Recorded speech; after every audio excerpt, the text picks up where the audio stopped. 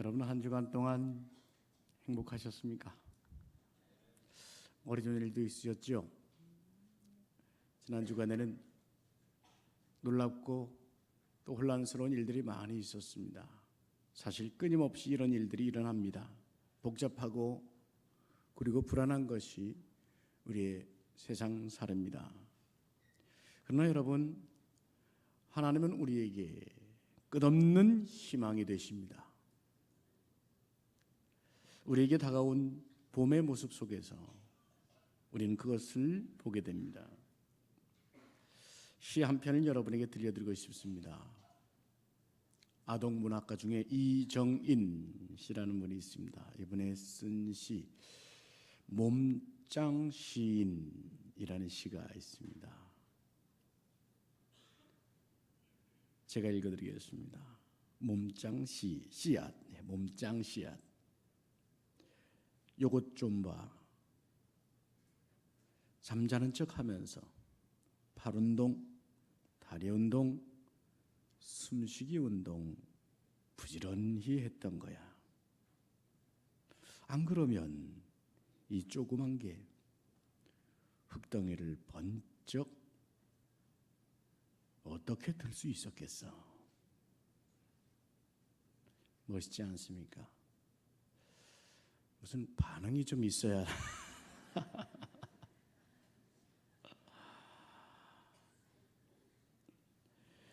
씨앗이 흙을 뚫고 세상을 향해 나오고 있습니다.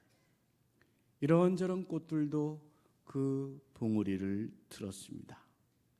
죽은 것 같은 땅에서도 생명의 호흡은 겨우내 강건하게 살아 있었던 것입니다. 시인이 노래하는 것처럼 생명의 신비는 그냥 있었던 것이 아니라 팔 운동, 다리 운동, 숨쉬기 운동하면서 강건하게 살아 있었던 것입니다. 이것이 하나님의 신비입니다. 이것이 천국의 징조라고 할 수 있지 않겠습니까? 주님이 말씀하신 것처럼 천국은 지금 밭에 감추인 보화처럼 살아있는 것입니다. 세상은 어떤 혼란의 상황이 있다 하여도 천국은 그것을 사는 사람들의 몫이 되어 있습니다. 오늘 믿는 사람들에게 천국이 살아있고 영과 진리로 예배하는 사람들 속에 하나님 나라는 건실하게 세워져 가고 있는 줄로 믿습니다. 특권이라는 말, 이 말은 전제가 있습니다.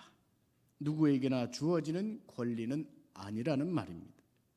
영어로 privilege라고 하는 이 말은 사전적으로 어떤 신분 혹은 어떤 지위, 자격이 있는 사람만 누릴 수 있는 특별한 권리 혹은 이익, 이것을 말합니다. 선택된 사람들에만 주어졌단 말입니다. 특별하단 말입니다. 여러분, 그런 의미에서 저와 여러분은 하나님의 선택 속에 있습니다. 이 선택은 하나님의 절대 주권적인 선택입니다. 나의 어떤 공로도, 나의 어떤 선행도, 나의 어떤 아름다움도 이 특별한 선택, 특권의 이유나 근거가 되지 못한다는 말입니다. 오로지 하나님께서 택하셨다는 것입니다. 그래서 이것을 은혜라고 합니다.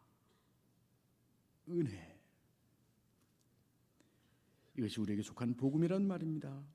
예수 그리스도를 통해서 구원에 이르게 된 이 특권,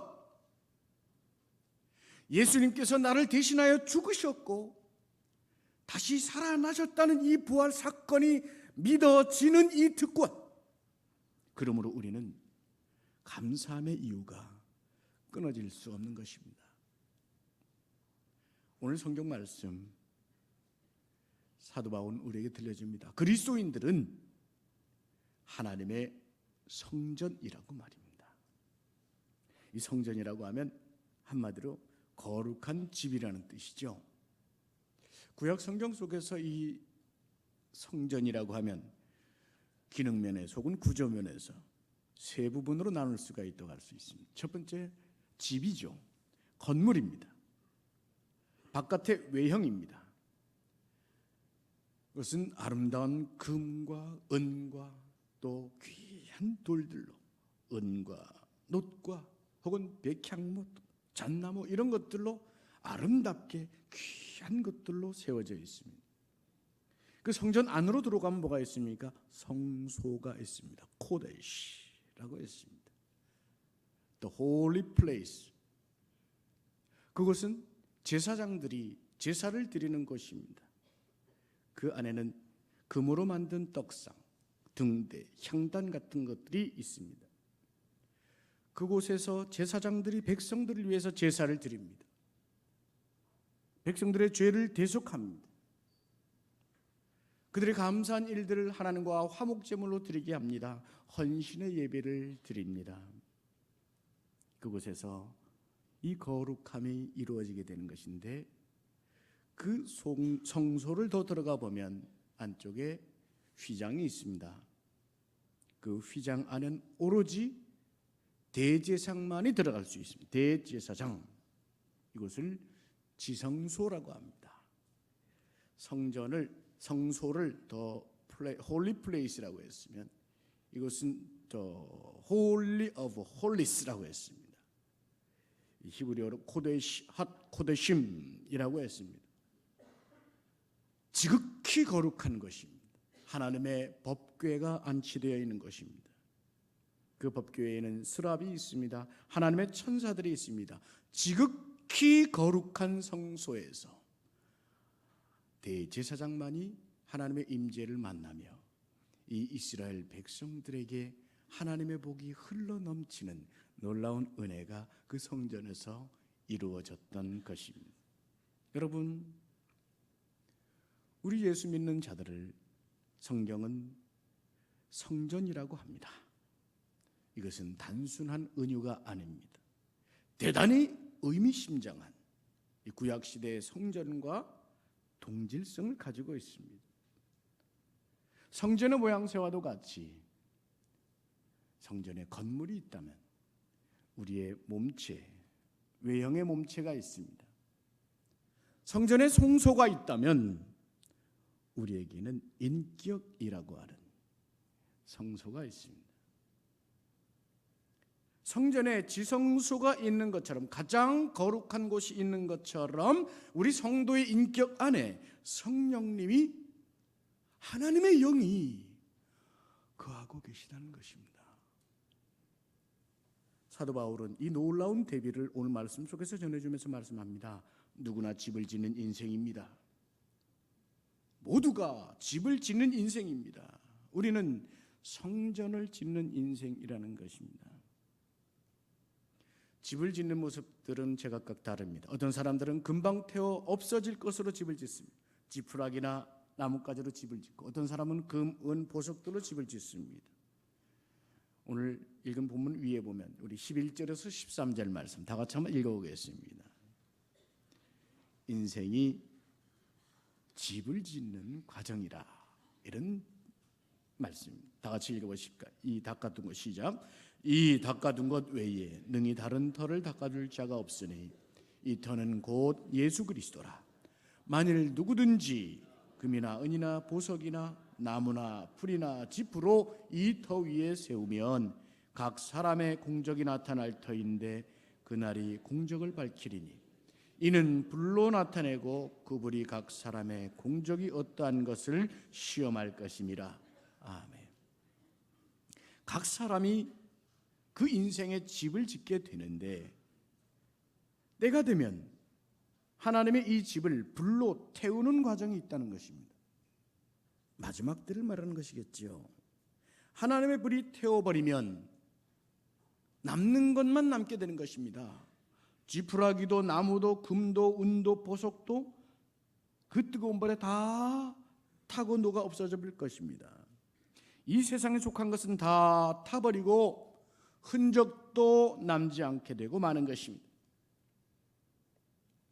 세상 사람들은 허무하게도 인생의 집을 세우면서 세상 재료들을 가지고 집을 짓습니다.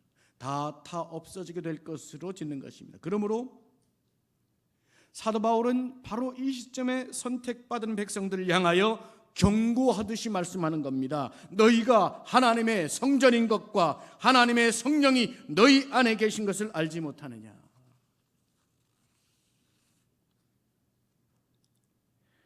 하나님은 우리로 하여금 성령의 전으로 살아가는 특권을 주셨습니다. 그런데 우리는 이 성전을 어떻게 세워가고 있는지, 어떻게 짓고 있는지 오늘 발걸음을 멈추고 한번 생각해 봐야 되는 것입니다. 성경에서 성전의 역사를 보면 우리에게 교훈하는 바가 있습니다. 성경에서 성전은 세 가지의 유형으로 우리에게 교훈을 줍니다. 첫 번째는 버려지는 성전이 있었습니다. 에스겔서 8장에서 11장까지 보면 예루살렘에 하나님의 영광이 있었는데 그 하나님의 영광이 떠나가는 장면이 단계적으로 기록됩니다. 그 말씀을 가만히 들여다보면 예루살렘 성전에 우상들이 들어찼습니다. 성전 안에 말입니다. 성전 안뜰에 그 뜰로 들어가는 북문에 동문에 서문 남문 모두에 이 우상들이 가득 차 있던 것입니다. 기록에 보면 그 북문에 보니 질투의 우상이 있었다고 했습니다. 그 우상 옆에 북문 곁에서 여인들이 애곡을 하고 있는데 그 애곡의 이유는 이방 신을 그 질투의 신을 제사하는 겁니다. 담무스라고 하는 우상 신을 숭배하면서 애곡을 하고 있는 장면이 거기에 나옵니다. 여호와의 성전 그 동쪽 동문에는 25명의 제사장들이 성소에서 하나님께 거룩한 제사를 드리는 것이 아니라 법궤 하나님의 성소를 등지고 동쪽을 향하여 절을 하고 있습니다. 동쪽에서 떠오르는 해를 향하여 우상을 숭배하며 절하고 있더라는 말입니다. 하나님께서 성전을 떠나시는 이유가 여기에 있다고 예언자에게 말씀해 주십니다. 예루살렘 성전의 제사장들과 장로들과 백성들이 타락한 것입니다. 그 타락으로 인하여 거룩하신 하나님이 성전을 떠나게 되시는 것입니다.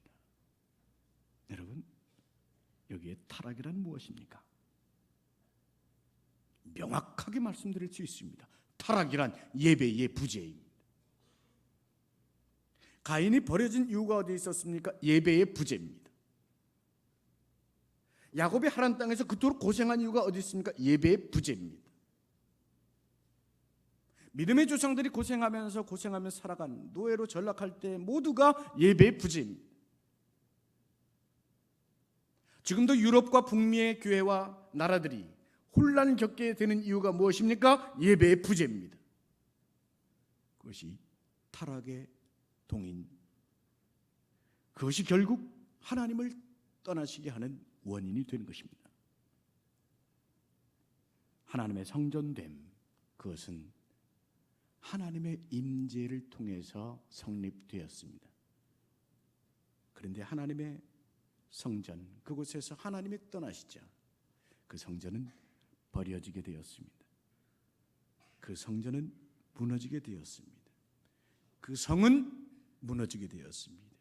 그 나라는 무너지게 되고 만 것입니다.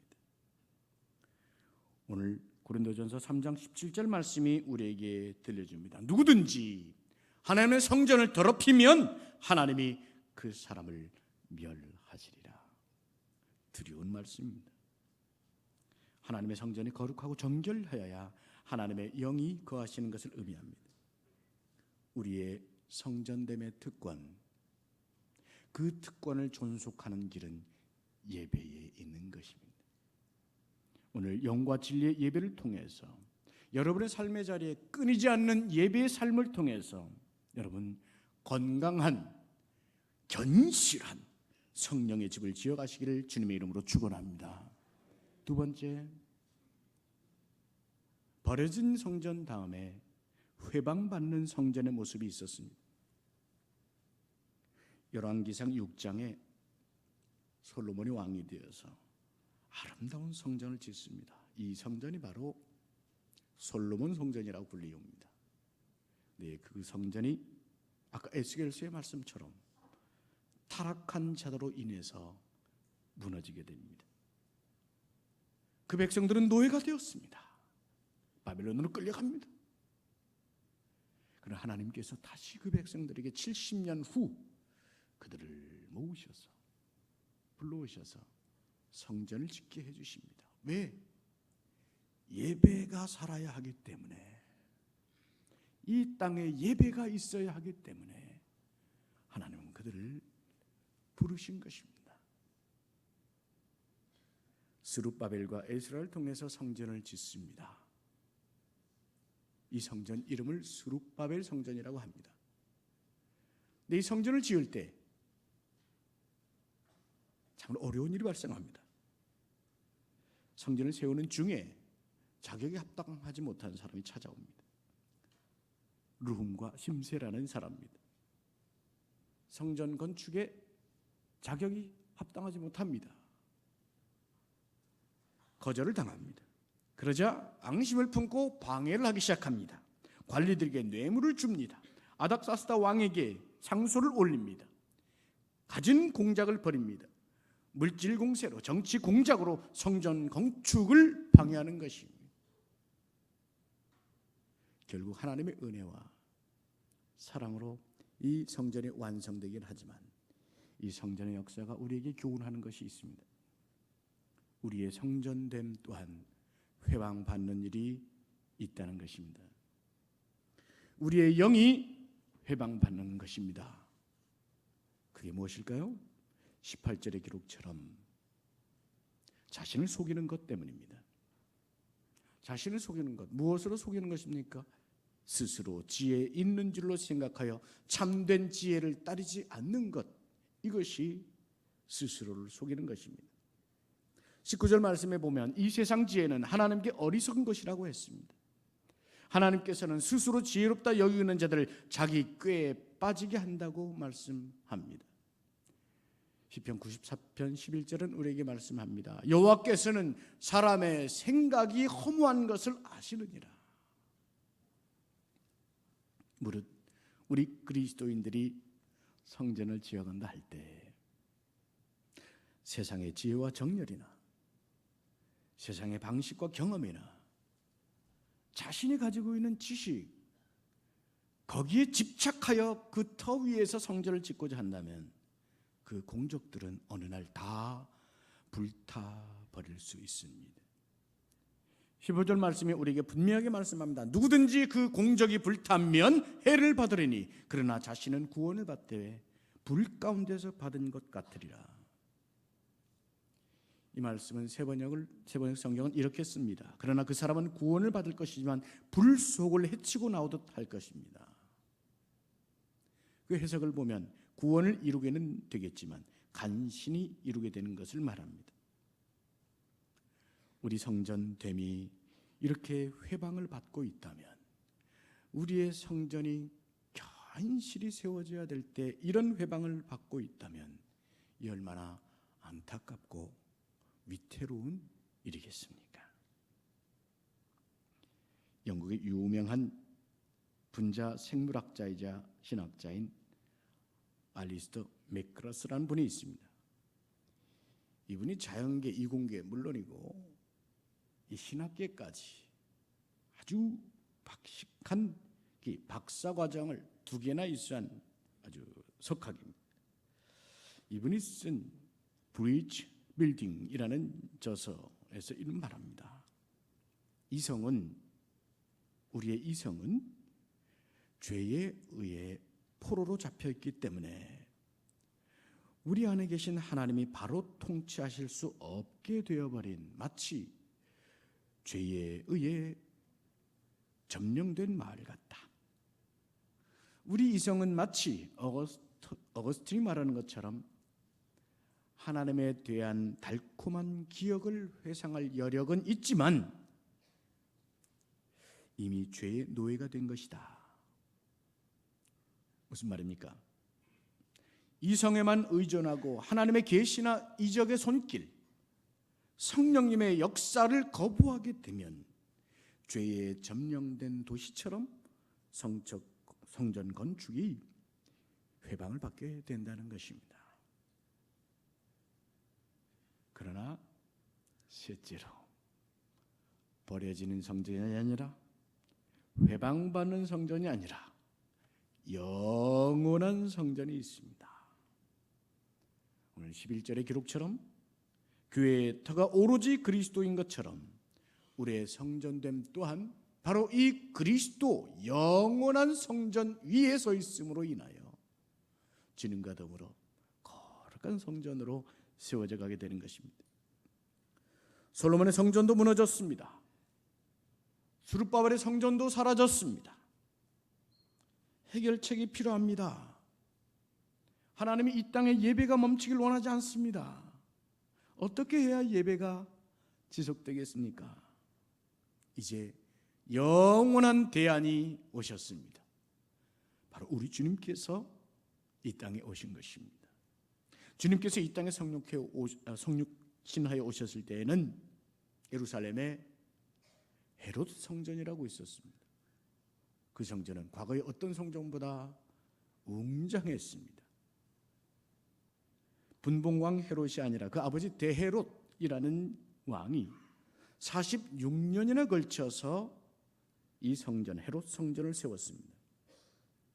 당시 주님께서는 이 성전에서 말씀도 전하시고 또 여러분이 잘 아시는 대로 그 성전을 정화하셨죠. 상인들과 짐승들을 내쫓으시면서 내 집은 기도하는 집이다. 그런 사건 속에서 주님께서는 대단히 중요한 말씀을 하셨습니다. 요한복음 2장 19절에 보면 너희가 이 성전을 헐라 내가 사흘 동안에 일으키리라. 너희가 이 성전을 헐라 내가 사흘 동안에 일으키리라 말씀하셨습니다. 이게 무슨 말인가? 유대인들이 궁금해하고 있는 장면을 사도 요한이 풀어서 이렇게 설명해 줍니다. 말씀 다 같이 보시겠습니다. 요한복음 2장 21절 22절의 말씀이 크게 나와 있습니다. 다 같이 한번 읽어보실까요? 2장 21절 22절 시작. 그러나 예수는 성전된 자기 육체를 가리켜 말씀하신 것이라. 죽은 자 가운데서 살아나신 후에야 제자들이 이 말씀하신 것을 기억하고 성경과 예수께서 하신 말씀을 믿었더라. 아멘. 주님께서 그 몸을, 당신의 그 몸을 성전이라고 말씀하신 것입니다. 그리고 그 몸이 3일 만에 다시 사실 것을 말씀하신 것입니다. 이제 우리 몸이 성전이라는 것, 성령의 전이라는 것을 보다 잘 이해할 수 있을 것입니다. 주님께서 당신 자신을 성전으로 여기시고 다시 사신 것과 같이, 그래야 영원한 성전이 되신 것 같이 주님께서는 이제 우리들에게 성전이 되게 하셨고 새 생명, 부활의 은혜와 능력까지 주시는 것입니다. 사도 바울의 선포처럼 우리는 주님의 터 위에 굳건히 세워진 성전입니다. 영원하신 성전, 그 터 위에 세워진 성전 말입니다. 사도 베드로의 고백처럼 우리는 주는 그리스도시요 살아계신 하나님의 아들이십니다 라는 고백의 터 위에, 그 터 위에서 교회가 되어가는 것처럼 성전이 되어가고 있는 것입니다.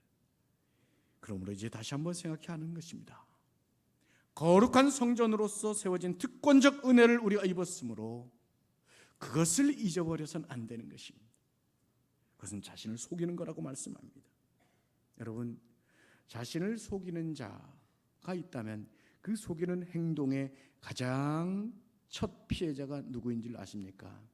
그것을 듣는 자가 아니라 그것을 말하는 자입니다. 거짓말을 하는 첫 희생자는 그 말을 하는 자기 자신인 것처럼 말입니다.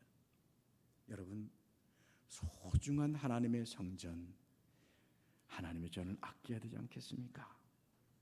내가 생각하고 말하고 행동하는 중에 하나님의 성전됨을 기억하고 그 성전됨을 잘 지어가야 하는 것입니다. 세상의 지혜가 혹은 내가 가지고 있는 경험 속의 지식들이 나를 지배하고 그것이 자랑이 되고 있다면 그것 또한 자신을 속이는 것입니다. 18절에서 사도 바울은 말씀합니다. 어리석은 자가 되라. 그리하여 지혜로운 자가 되리라. 무슨 말입니까? 세상에 대해서는 다소 어리석은 자가 되어도 된다는 말입니다. 한 쉬운 성경 번역에서는 이것을 이렇게 풀어줍니다. 세상의 최신 유행을 따르는 것으로 지혜로운 사람이 될 수 있다고 생각하지 마십시오. 하나님의 바보가 되십시오. 그것만이 참된 지혜에 이르는 길입니다. 여러분, 우리의 성전됨은 특권입니다. 이것을 잘 지켜야 합니다. 이 특권은 모두에게 주셨습니다만 그것을 믿는 자들에게만 해당되게 된 특권입니다. 하나님께서 인쳐주신 그 특권적 은혜 안에서 우리는 다른 무엇보다 가장 고상한 지식을 사모하는 사람들인 것입니다. 그래서 사도 바울은 빌립보서에서 우리에게 들려줍니다. 3장 7절에서 9절 말씀, 가장 고상한 지식, 그것이 우리의 목표다, 이것이죠. 다 같이 한번 읽어보실까요? 시작. 그러나 무엇이든지 내게 유익하던 것을 내가 그리스도를 위하여 다 해로 여길 뿐더러 또한 모든 것을 해로 여김은 내 주 그리스도 예수를 아는 지식이 가장 고상하기 때문이라. 내가 그를 위하여 모든 것을 잃어버리고 배설물로 여김은 그리스도를 얻고 그 안에서 발견되려 함이니 내가 가진 의는 율법에서 난 것이 아니요 오직 그리스도를 믿음으로 말미암은 것이니 곧 믿음으로 하나님께로부터 난 의라. 아멘. 성령의 전된 여러분, 우리의 특권을 잊지 마십시다. 우리의 인생의 터는 그리스도이신 것입니다. 우리의 의도 오로지 한 분 그리스도이신 것입니다.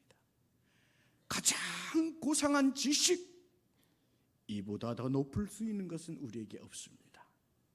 그리스도를 믿는 이 믿음으로 말미암아 참된 지혜가 여러분의 심령 인생에 가득하여서 세상을 넉넉히 이기며 주님의 날까지 아름다운 성전을 세워갈 수 있기를 주님의 이름으로 축원합니다.